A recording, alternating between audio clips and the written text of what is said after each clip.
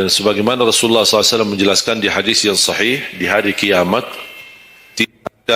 tidak akan tergeser kaki seorang sambil ditanya oleh Allah 4 pertanyaan. Berarti kita akan menghadapi 7 pertanyaan. 3 di kuburan, menghadap munkar nakir, man rabbuka, ma dinuka, man nabiyuka. Yang tersisa 4 nanti di hari kiamat, sebelum dimulai hisab, sebelum tergeser kaki kita ke surga maupun ke neraka, ditanya oleh Allah Subhanahu wa taala 4 pertanyaan.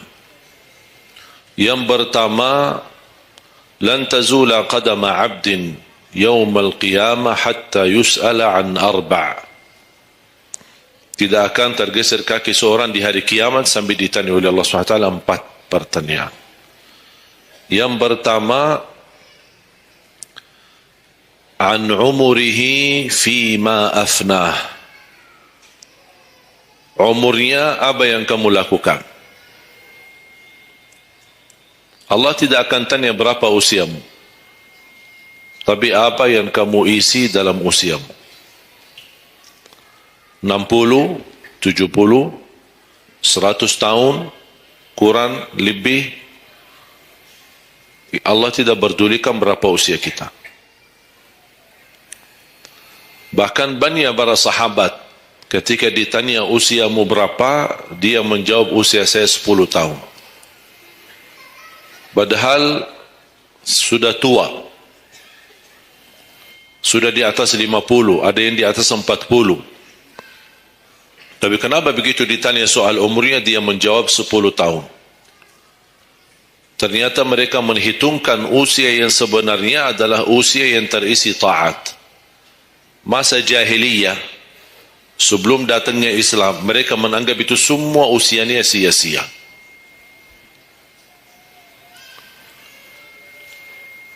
Berarti kalau ada orang muslim tidak salat sama sekali sampai usia 50 tahun, semua usianya sia-sia.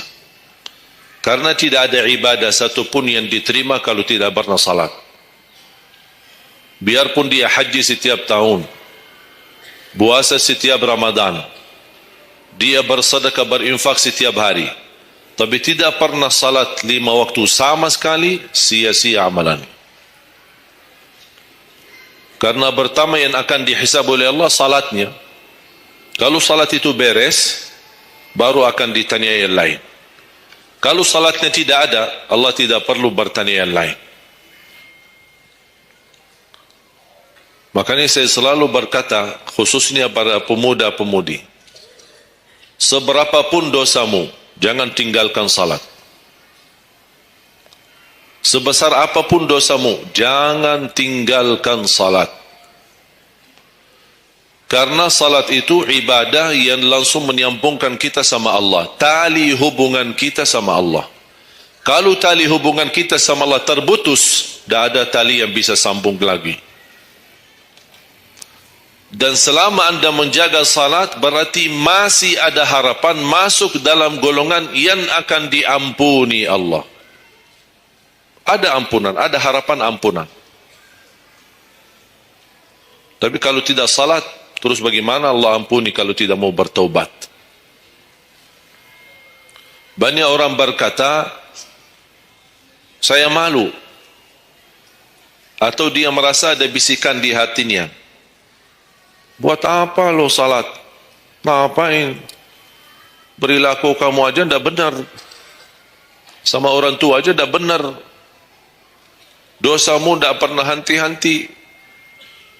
Bercuma salat, tidak usah. Itu ingat bisikan syaitan. Karena syaitan ingin semuanya sekali-kali rusak. Kalau berbakti baik belum sempurna, masih banyak dosa maksiat, banyak kerusakan yang lain, tapi masih terjaga salatnya, ada harapan diampuni dosanya. Jangan sampai syaitan berhasil menggoda kita sekalian tidak salat. Oh, sudah hancur. Sudah rusak yang lain, ditambah lagi parah, tinggalkan salat. Atau ada orang taubat, selama dia tidak salat, lancar, beres, aman, tidak ada apa-apa. Begitu dia taubat, dia merasa sedih, menyesal, dia mulai menjaga salatnya. Hilang motornya, kehilangan kerjaannya, diuji sama Allah SWT dalam rumah tangganya. Setan datang, coba, kamu ada dulu biasa-biasa aja, tidak pernah ada ujian. Begitu anda mulai salat, ada ujian. Ngapain? Udah berhenti aja salat, nanti kembali beres. Berhenti salat. Pas begitu dia keluar masih kehilangan motor. Ya Allah, gimana? Saya selama ini tidak pernah salat, tidak pernah hilang motor. Begitu saya mulai salat, malah hilang motor saya. Datangnya setan di situ. Coba kalau kamu tidak salat, tidak bakal hilang motornya. Akhirnya dia merasa nyesal, dia berhenti. Berarti niatnya bukan taubat. Niatnya salat, ya Allah mohon aku salat tapi Allah jaga motor aku ya. Itu niatnya. Bukan salat karena Allah, tapi salatnya karena terjaga motornya. Itu beda niat. Berarti ketika kita berlaku ibadah, melakukan sesuatu ibadah, tapi ada ujian yang masuk, jangan anda salahkan ibadahnya, tapi salahkan niatmu. Ada apa dalam niatmu? Pasti ada salah niat.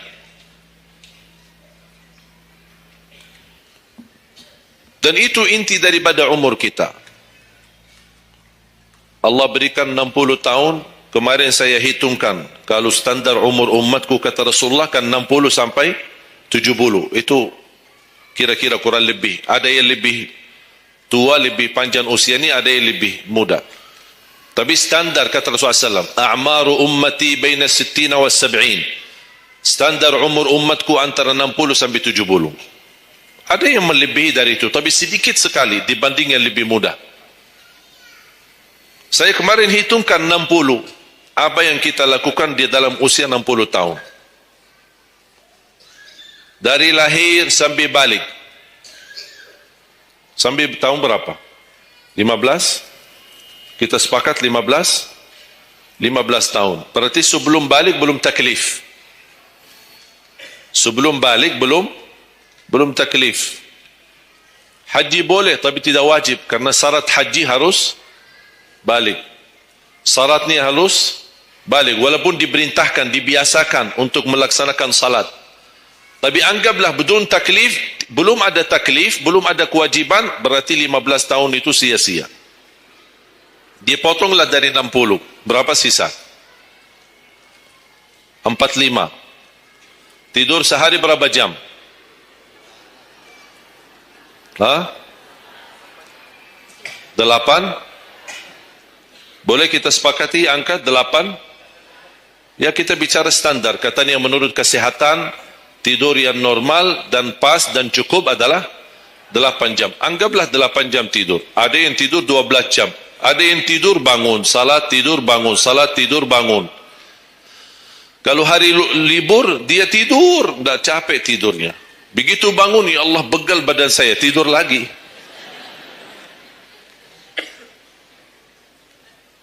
Saya hitungkan 8 jam. 8 jam dalam sehari berapa kalau dibagi? Dalam sehari. Sehari berapa jam? 24 jam. 8 bagiannya berapa jadinya? Sepertiga. Sepertiga sehari tidur. Sepertiga 60 tahun berapa? 20. 20 tahun ngapain? Tidur. 20 tahun cuman kerjaannya tidur. Mulai dari 8 jam. Coba, memang terlihat angkanya tidak terlalu besar. Tapi kalau dihitung dalam usia 60 tahun, 20 tahun tidur. Ditambah 15 belum taklif, jadi 35. Tersisa berapa dari 60? 25. Cari nafkah dan rezeki. Kerjaan. Standar kerja, jam kerja berapa jam? 8. Berarti 60 tahun berapa jam? Berapa tahun kita kerja? 20 tahun. 20 tahun cari menjadi kaya. Tapi 20 tahun masih stres. Tak jadi kaya-kaya. Masih bermasalah. Ditambah habis 20 tahun pensiun, tambah hutang. Belum lagi hutang sana sini. Sekarang semua serba hutang. Dan yang aku heran, kenapa orang Indonesia suka berhutang? Ada masalah sedikit, hutang. Sekarang HP cicilan, bagus-bagus. Begitu saya kemarin diajak sama teman foto, saya lihat HP ini, Masya Allah HP yang terbaru ini. Maaf Pak, cicilan. Jadi jangan ditipu, jangan tertipu ketika anda melihat handphone baru sama orang, langsung anda baik sangka, barangkali cicilan. Tak ada yang sanggup cash. Case itu 12 juta sampai ada 15 juta. Bawa mobil yang mewah, cicilan. Begitu pindah rumah, cicilan. Jalan-jalan besok juga nikah, cicilan. Semua serba cicilan. Dan terpengaruhi dengan promo. Promo sana, sana ini, ada ini, non persen, non ini, apa, sini beli satu, dapat satu. Dan semua serba hutang. Tanpa kita sadar, tidak sadar, memang mudah kita awal-awalnya berhutang, tapi begitu sudah jatuh tagihannya, pusing. Memang hutang ini bikin aku stres. Ada orang minta sama saya amalan. Ada enggak amalannya supaya saya bisa mengatasi masalah hutang ini? Saya bilang mudah amalannya, jangan berhutang lagi. Sudah selesai. Hutang itu di dalam Islam dibolehkan kalau sudah benar-benar keadaannya darurat. Sudah tidak ada solusi, tidak ada jalan, tidak ada yang bisa bantu, tidak ada yang bisa menolong. Akhirnya terpaksa. Dan hati-hati dari riba. Jangan terpaksa nanti beralasan, ya Allah saya terpaksa menggunakan pinjaman bank tapi riba. Pinjam 100 juta, kembalikan 120 juta. Dosa besar. Masih lebih ringan dosa zina sama ibu daripada terima uang riba. Na'udzubillah min zalik.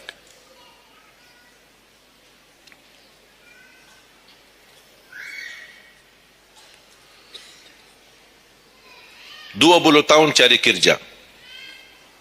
Tadi berapa yang tersisa? 25 kan? Berarti yang tersisa berapa? Saya belum bicara ibadah Bapak Ibu.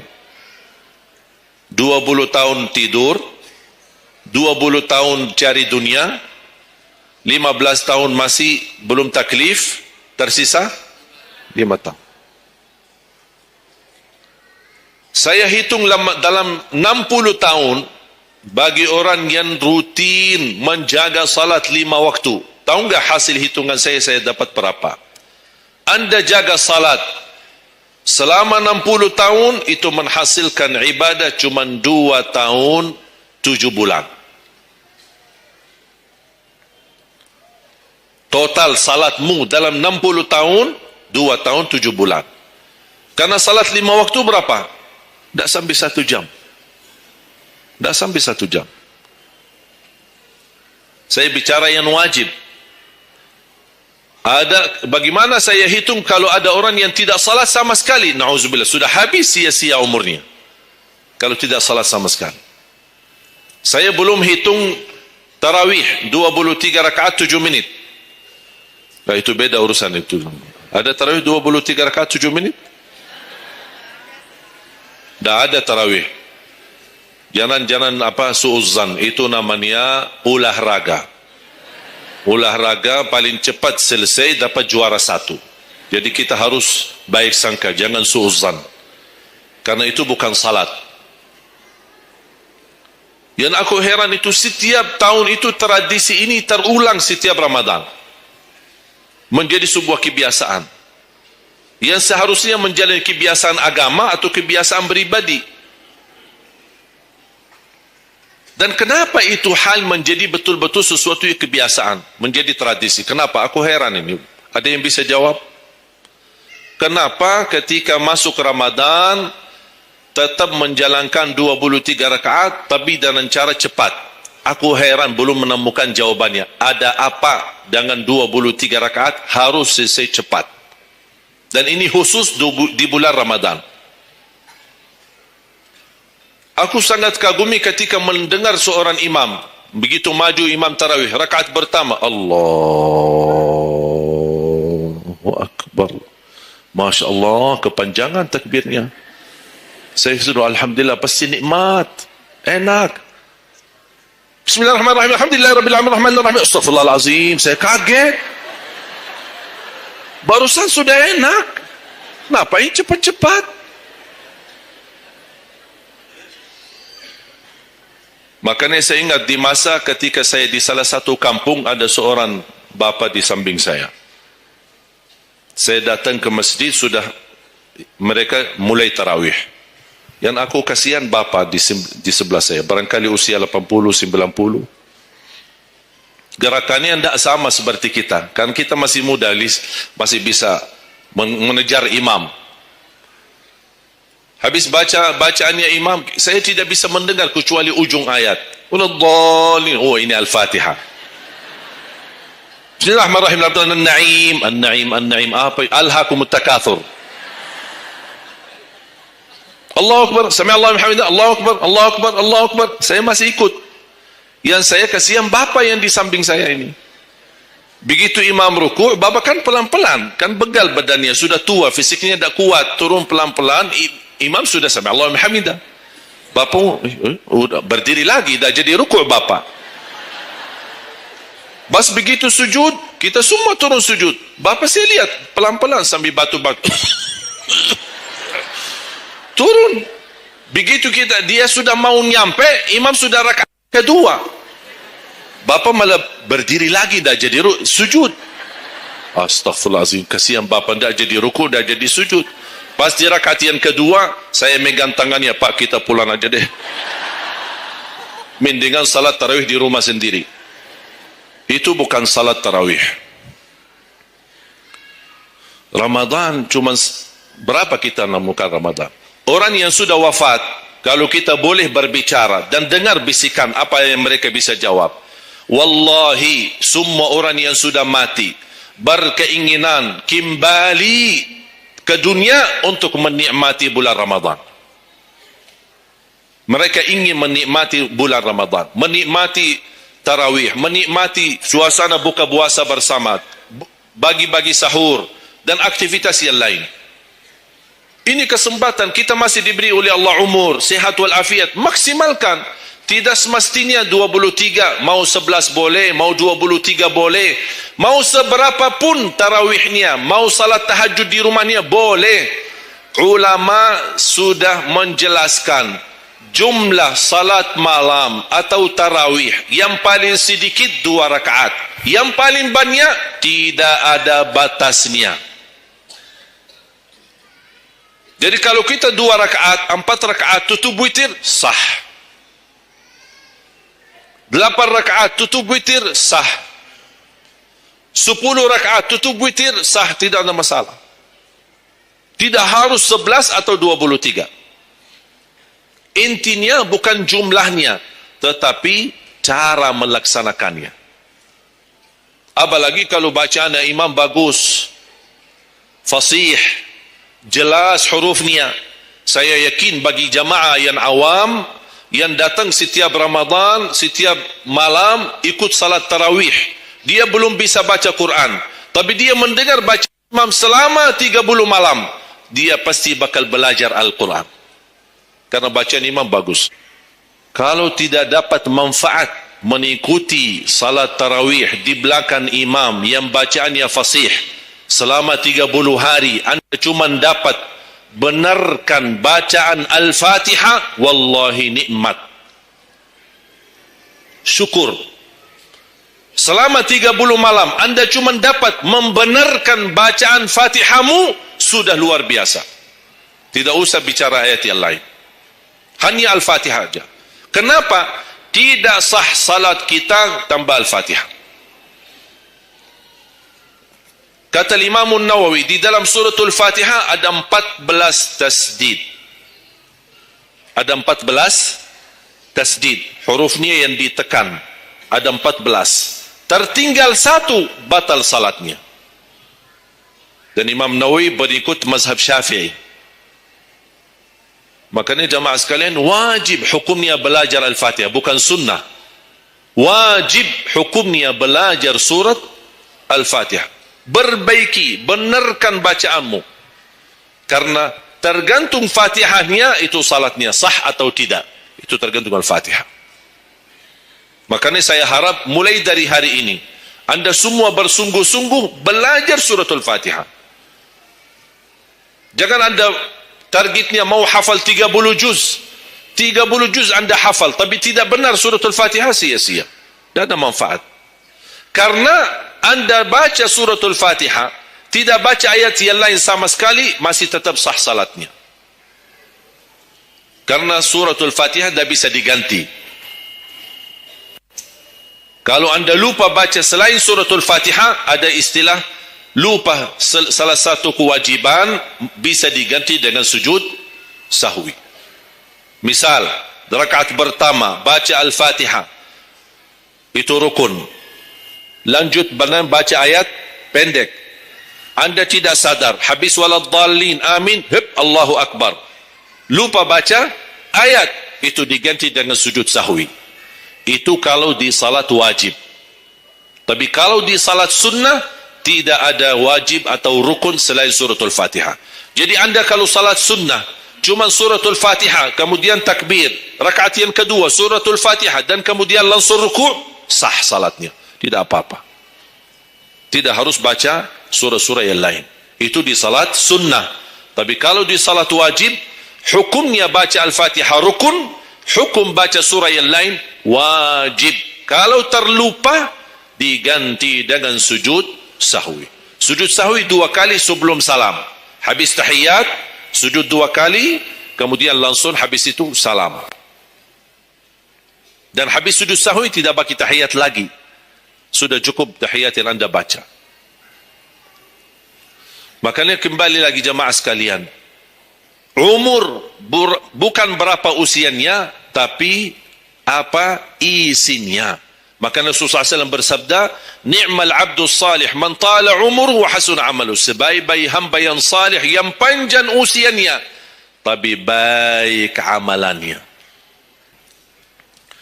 Rasulullah SAW punya kebiasaan puasa Sya'ban full. Sampai kata Siti Aisyah, tidak pernah aku melihat Rasulullah puasa 1 bulan penuh selain bulan Ramadan sebagaimana di bulan Sya'ban. Penuh ni Rasulullah SAW. Bukan nisfu. Setiap datangnya Sya'ban ditanya nisfunya. Mana nisfu Sya'ban? Nisfu. Full Sya'ban. Puasa saja. Di awal boleh, di tengahan boleh, di akhir boleh. Yang tidak boleh, yang tidak pernah puasa Sya'ban, pas begitu berakhir, mau mendekati Ramadan, seminggu terakhir atau 10 hari terakhir, itu ada sebagian ulama berkata makruh. Kalau sudah 2 hari terakhir bulan Sya'ban, Anda tidak pernah ada puasa sebelumnya, itu dianggap oleh ulama haram. Apalagi kalau sudah jatuhnya di hari keraguan, hari ragu-ragu. Kemungkinan ini bisa hari terakhir, kemungkinan bisa masuk Ramadan, isbat Ramadan. Termasuk ibu-ibu dan jamaah sekalian yang masih punya hutang, segera lunasi hutangnya. Jangan begitu sudah mendekat puasa, Anda punya hutang 7 hari, tersisa bulan Ramadan 5 hari.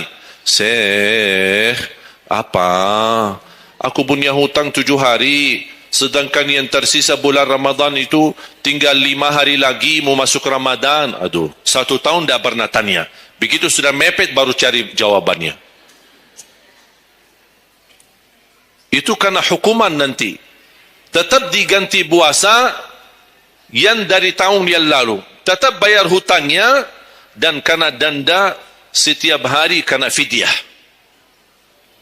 Jadi seandainya Anda masih punya hutang dan masuk Ramadan, Anda belum lunasi, tetap hutang itu terbawa nanti. Pas habis Ramadan, Anda punya kewajiban bayar hutang.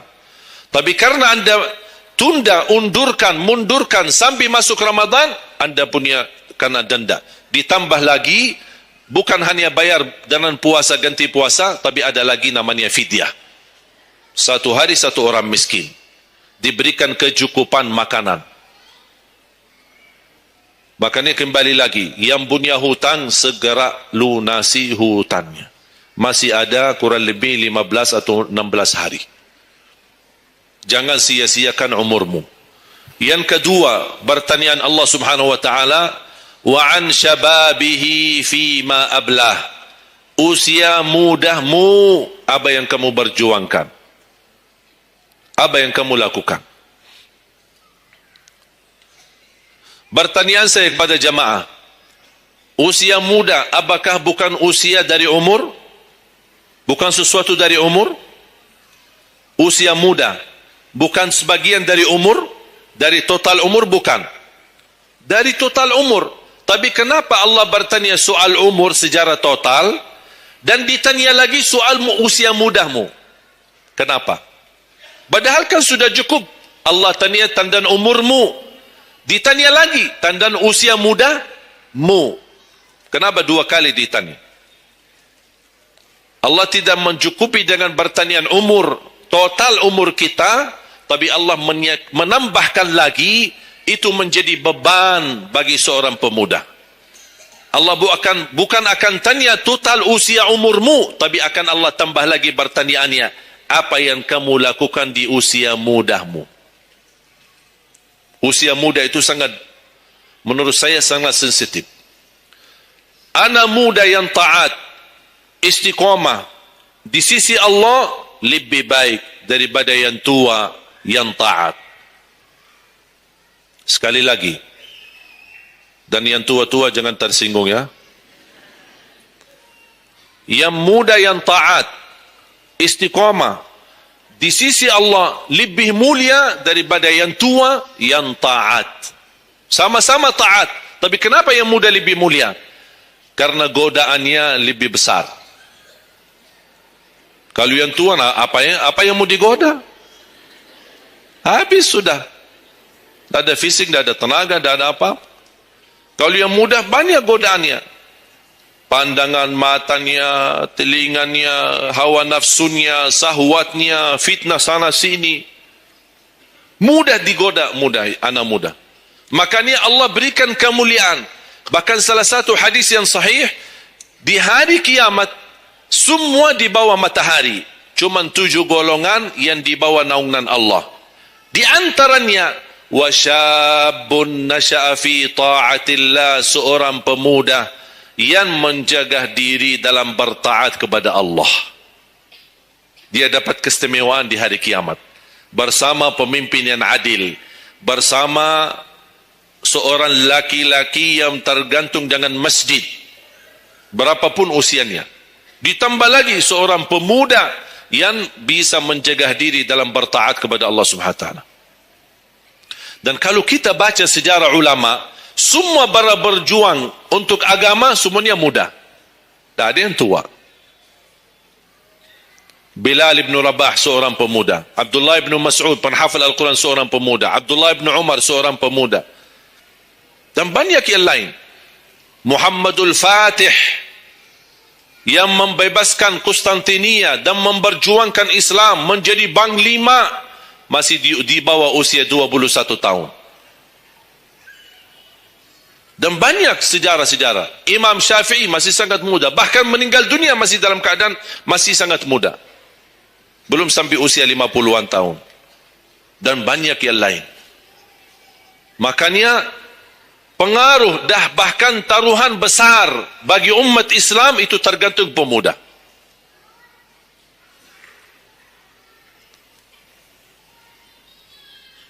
Kalau pemuda yang suka memakmurkan masjid, mencintai Al-Quran, dan dia bisa menjaga diri, dan dia bisa berbakti baik sama orang tuanya, dan selalu menjadikan target utama ridha Allah, wallahi Indonesia makmur.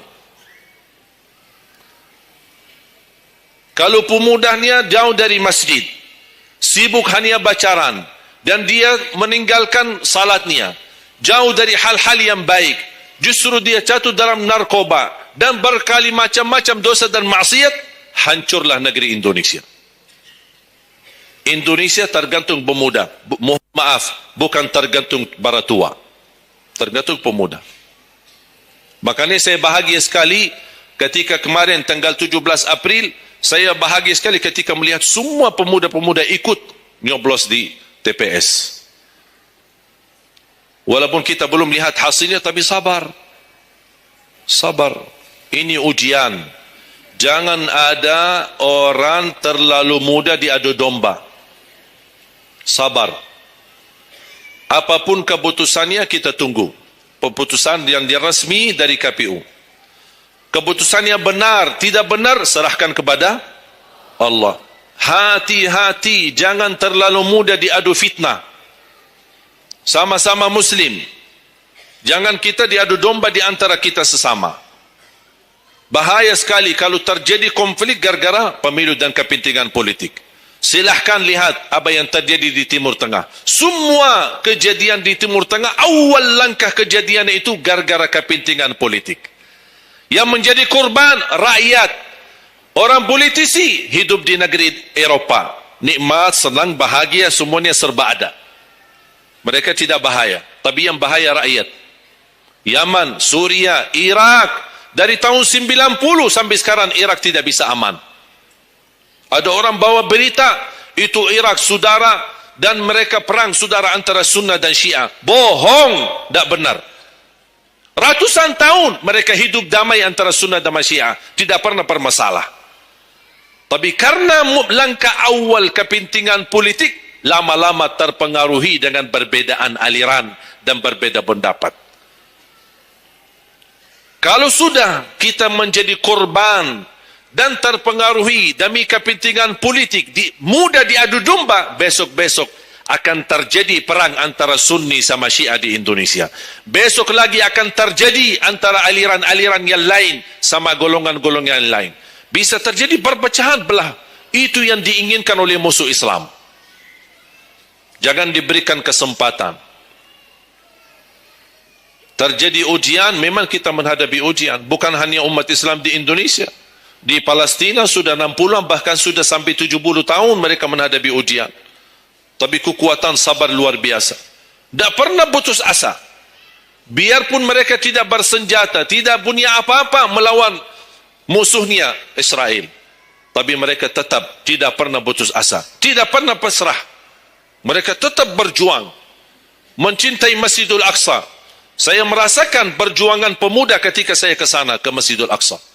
Makanya jemaah sekalian, kita bisa memperjuangkan, tapi tambah membuat permusuhan. Kita masih bisa bertahan. Dan insya Allah ada jalan keluar dari segala kesusahan. Dan Allah tidak mungkin membiarkan kezaliman terjadi. Kalau kita merasa terzalimi, tidak apa-apa, tunggu. Tunggu. Dan kita harus belajar saling menghormati. Sekarang apa yang harus kita lakukan? Doa, memohon pertolongan dari Allah. Biar Allah yang memilih mana yang terbaik. Ya Allah, kami sudah berusaha, kami sudah berikhtiar, pimpinlah kami, anugerahkanlah kepada kami pemimpin yang takwa, yang adil, yang amanah, yang mencintai agamamu, yang mencintai ulama, yang bisa melayani rakyat dengan ikhlas. Itu doa kita. Kalau boleh setiap tahajud, setiap sujud, habis duha, habis salat wajib, terus doa seperti itu. Saya punya kebiasaan ketika mengajak jamaah umrah, saya haruskan kepada semua jamaah ketika kami tawaf maupun sa'i, wajib paling tidak 1 kali tawaf, 1 kali sa'i, khusus doakan Indonesia. Karena Indonesia apalagi saat ini sangat membutuhkan doa kita. Sebagaimana kita berduli kepada saudara kita Palestina dan kita bantu, kita mendoakan. Kalau Indonesia tidak perlu bantuan dana, tapi butuh doa kita. Makanya jangan pelit untuk mendoakan negeri kita Indonesia. Faham? Yang ketiga,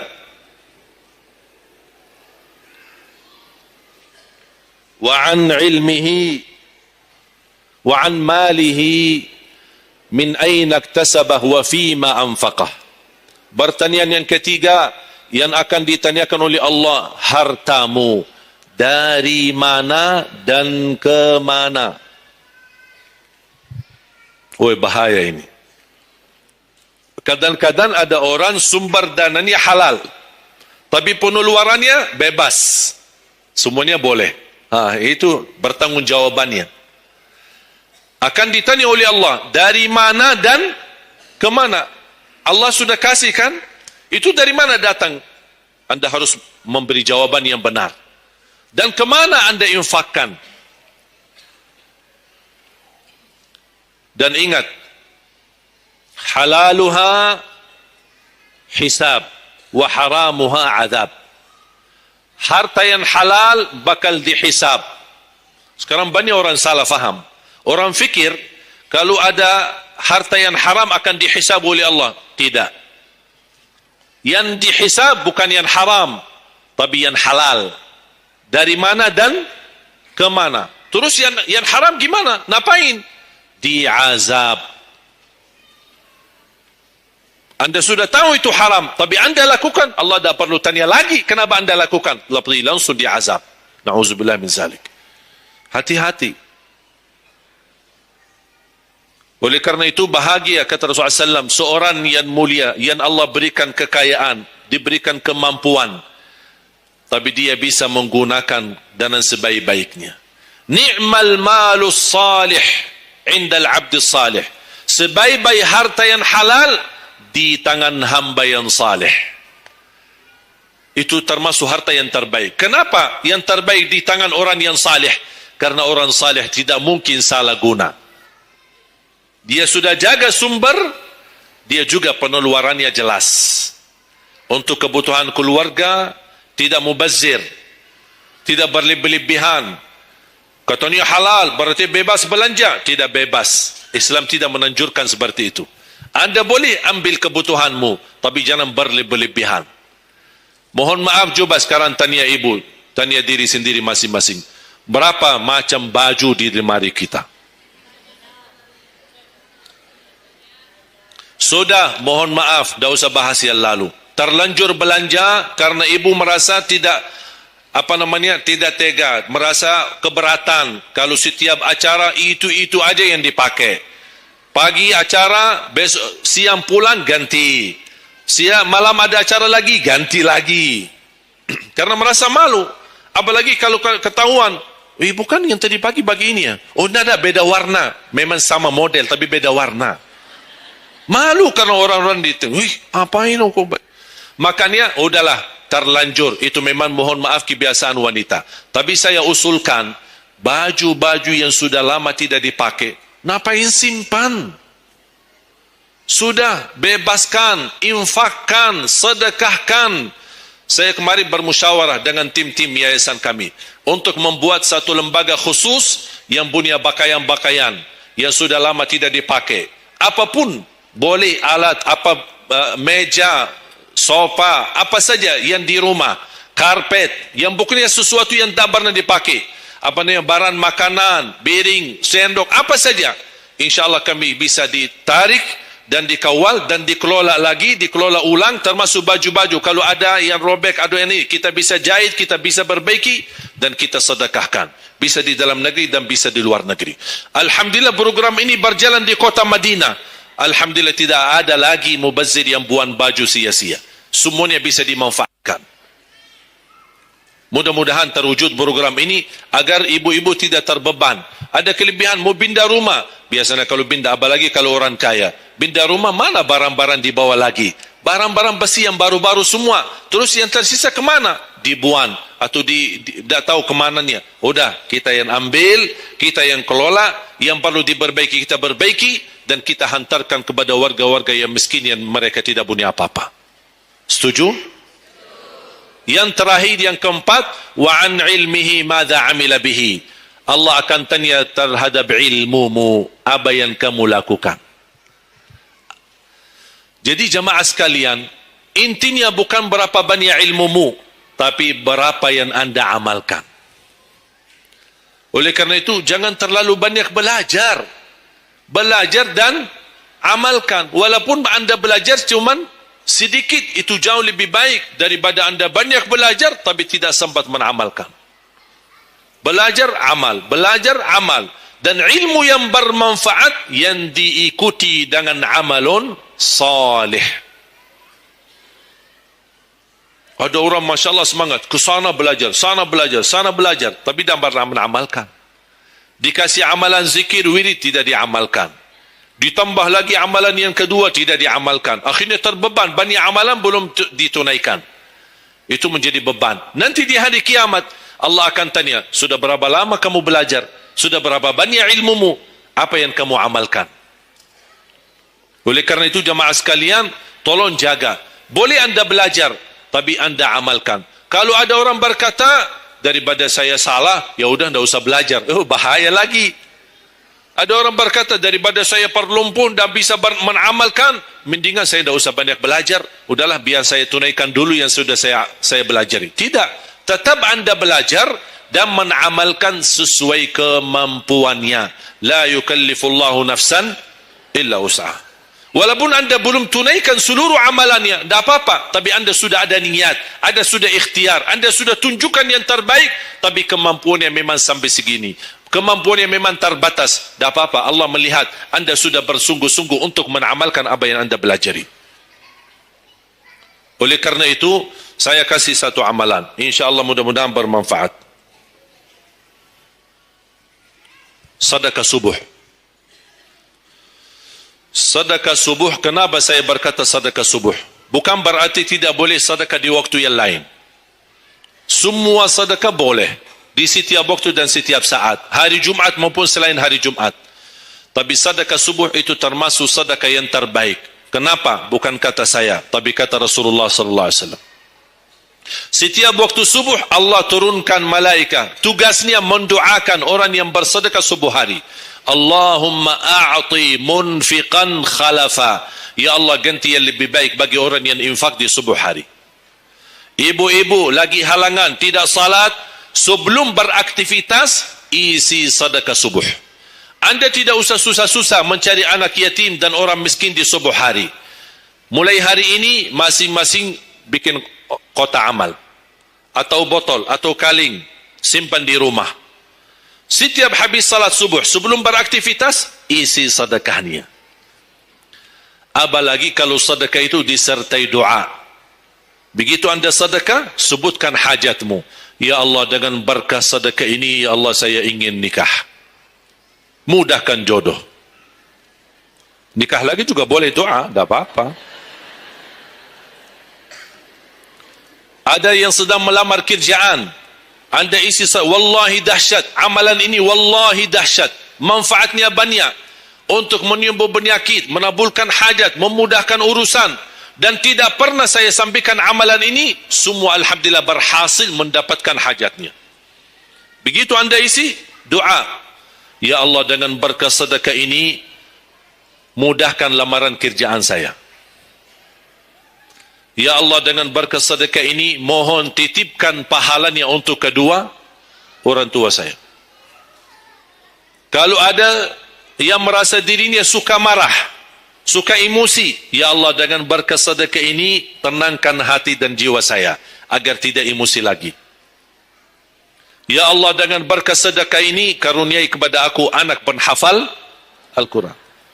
Bu, jemaah sekalian, saya berkeluarga 12 bersaudara, timnas. Dan kami memang sudah disusun satu lusin 12 ini mempersiapkan kalau timnas kita belum mampu membawa juara, insyaAllah kami sekeluarga siap mengganti timnas. Alhamdulillah dari saudara saya 12 ini 10 penghafal Al-Quran. Tapi orang tua saya awam, percaya enggak? Orang tua saya bukan ulama, bukan kiai, bukan ustaz. Ayah saya belajar kelas 3 SD. Ibu saya tidak pernah masuk sekolah sama sekali. Sampai usia 40 tahun masih buta huruf, tidak bisa baca Quran. Tapi Allah berikan karunia keturunan penghafal Al-Quran. Berkat apa? Salat mereka dan sedekah mereka termasuk doa. Itu berjuangan mereka. Alhamdulillah sekarang ayah saya, ibu saya penghafal Al-Quran, yang jadi gurunya anaknya sendiri. Sekarang di Indonesia saya bawa 5 adik saya dan ditugaskan menjadi imam tarawih. Saya bawa mereka pindah dari Arab kemari. ada 5. Yang perempuan sudah dinikahkan sama orang Indonesia, orang Jakarta. Dan saya dorong adik saya yang perempuan untuk menghafalkan suaminya biar jadi penghafal Quran. Yang 4 laki-laki, ada yang 2 bawa istrinya masing-masing dari Arab, yang 2 lagi saya nikahkan di Indonesia sama orang Indonesia. Ada 1 sama orang Sunda, 1 sama orang Lombok. Jangan khawatir Bu, masih ada lagi. Bahkan saya dorong adik-adik saya semua wajib nikah 4. Masing-masing 4 istri. Kenapa? Supaya banyak keturunan. Kalau bisa setiap 1 istri 12, 1 lusin.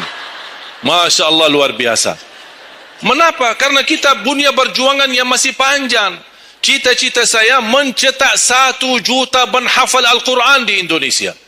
Ketika saya datangkan adik saya tugaskan sama mereka dan tegas. Kalau kalian datang hanya mau berhiburan, pulang. Kalian di sini untuk bersama-sama memperjuangkan untuk mencetak 1 juta penghafal Al-Quran. Dan alhamdulillah program ini sudah jalan. Dan kita terus memperjuangkan. Dan saya harap semua jamaah insya-Allah berkenan terlibat dalam program ini. Cita-cita saya, semua masjid se-Indonesia insya-Allah diimami imam penghafal Al-Quran 30 juz. Bahkan lebih hebat lagi cita-cita saya, insya-Allah saya yakin akan terjadi. Insya-Allah di demikian hari, di waktu yang Allah insya-Allah tentukan, insya-Allah presiden kita penghafal Al-Quran. Coba, ya Allah, rasanya enak. Langsung diumumkan di Masjid Istiqlal, khatib dan imam salat Idul Fitri, penghafal Al-Quran 30 juz, Presiden Republik Indonesia. Oh, mantap. Imam salat Idul Adha, Presiden kita. Salat Jumat, khatib dan imam, Presiden kita. Tidak perlu ganti imam. Udah tidak perlu ganti imam, subhanallah, luar biasa. Coba, saya kagumi ketika membaca dan melihat YouTube-nya Presiden Erdogan, Turki. Walaupun beliau bukan penghafal Al-Quran, tapi murattal bacaannya beliau, Masya Allah. Mana ada sekarang presiden di dunia Islam sebagaimana bacaannya yang benar. Ini sudah saatnya, tapi bukan sekarang ya, nanti maksud saya sabar dulu. Nanti jadi kacau nanti semua. Nah, sabar dulu. Insya-Allah ada waktunya. Insya-Allah. Mulai dari sekarang kita ayo bersama-sama mempersiapkan untuk kalau anda gagal menjadi penghafal Al-Quran, jangan gagal anakmu, cucumu, generasi yang ini semua. Kita melihat, saya bangga. Kenapa saya semangat untuk mencetak 1 juta penghafal Al-Quran?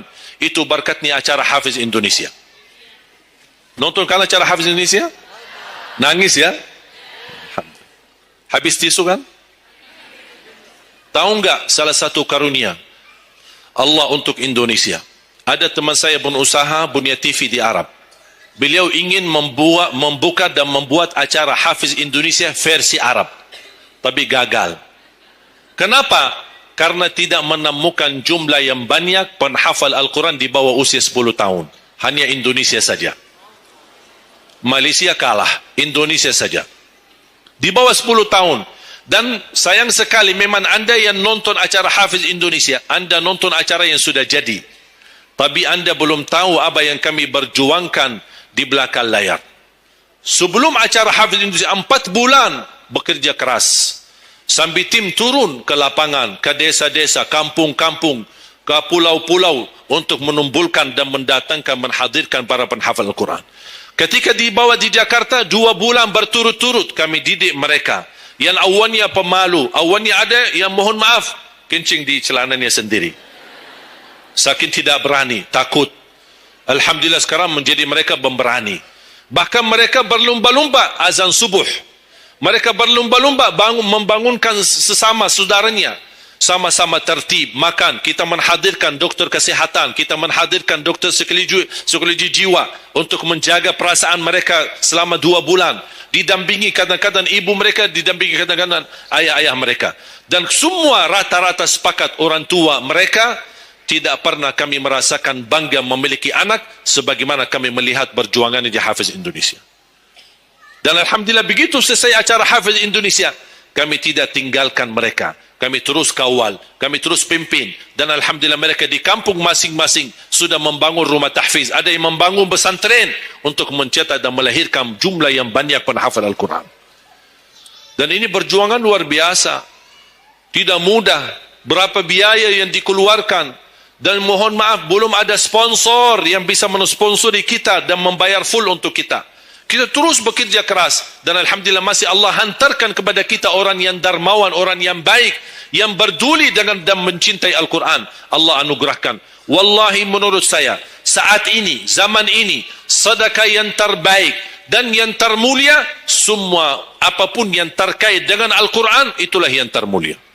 Makanya boleh anda ketika anda bersedekah, jangan lupa disertai doa. Di antaranya anugerahkan ya Allah Indonesia menjadi negara Al-Quran. Tapi tolong fokus. Kalau anda isi sedekahnya, tolong disesuaikan. Jangan isi sedekahnya koin, teng, tapi doanya sampai terbit matahari. Dah ada malunya. Kata Allah, koin-koin aja sedekahnya, doanya dah habis-habis. Hajatnya panjang, lebar. Malu kita. Bukan Allah tidak bisa. Allah maha bisa menabulkan hajat. Tapi kita malu sama Allah. Kok cuma bikin teng, ya Allah, ya Allah, ya Allah, panjang. Fokus. Kalau usulan saya, satu sedekah, satu hajat. Satu sedekah, satu hajat. Dan insya Allah akan anda melihat manfaatnya.